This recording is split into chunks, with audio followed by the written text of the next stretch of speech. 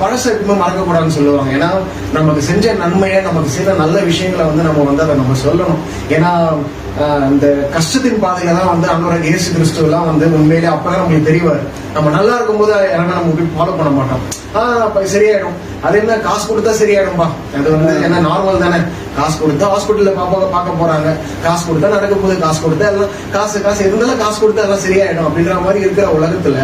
ஆனா ஒரு உண்மை என்னன்னா, இதுக்கு வந்து நீ கடவுள் இருக்காரு எப்படி நீ சொல்றப்பா அப்படின்னு நிறைய பேர் நீங்க பாக்குறவங்க நீங்க கேட்கலாம். சில ஹாஸ்பிட்டல்ஸ்ல பாத்தீங்கன்னா நம்ம அட்மிட் ஆகும்போது பாத்தீங்கன்னா இயற்கையா நம்மளுக்கு சாதகமா இருக்கணும். நம்ம போகும்போது மழை பெய்யாம இருக்கணும். ஏன்னா மழை பெஞ்சிச்சுன்னா சரியான நேரத்துல நம்மளை கூட்டு போய் சேர்க்க முடியாது ஒண்ணு. ரெண்டாவது டாக்டர்ஸ் அங்க அவைலபிளா இருக்கணும். நம்மள போய் நம்ம அட்மிட் ஆகும்போது அவங்க அவைலபிளா இருக்கணும். அதுவும் சரியான அவங்களுடைய மைண்ட் செட் இருக்கணும்.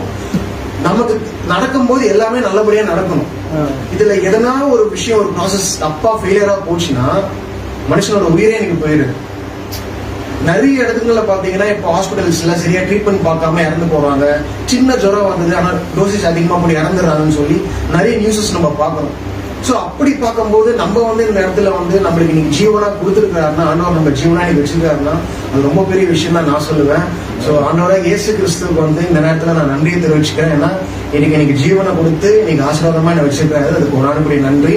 அது மட்டும் இல்லாம ஒரு சின்ன விஷயம், கடவுள் இல்ல நிறைய பேர் நீங்க சொல்லிட்டு இருக்க நிறைய விஷயங்களை நான் பார்த்துட்டு இருக்கேன். ஆனா என்னன்னா நமக்கான நேரம், நமக்கான சூழ்நிலை கரெக்டா அமையணும் அப்படின்னா மனிதர்கள் நமக்கு தேவை.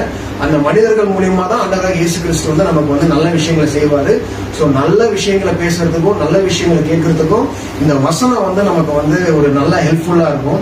நம்மள வந்து சரி பண்றதுக்கும் நம்மளுடைய எண்ணங்களும் நம்மளுடைய செயல்பாடுகள் எல்லாமே வந்து பாத்தீங்கன்னா உலகத்தை சார்ந்து இல்லாம ஒரு கிறிஸ்தவர்கள் எப்படி இருப்பாங்கன்றத வந்து ஒரு வேதம் நமக்கு வந்து அந்த வசனங்கள் வந்து அங்கிள் மூலியமா நிறைய விஷயங்கள் வந்து நமக்கு வந்து பேசிட்டு வராரு.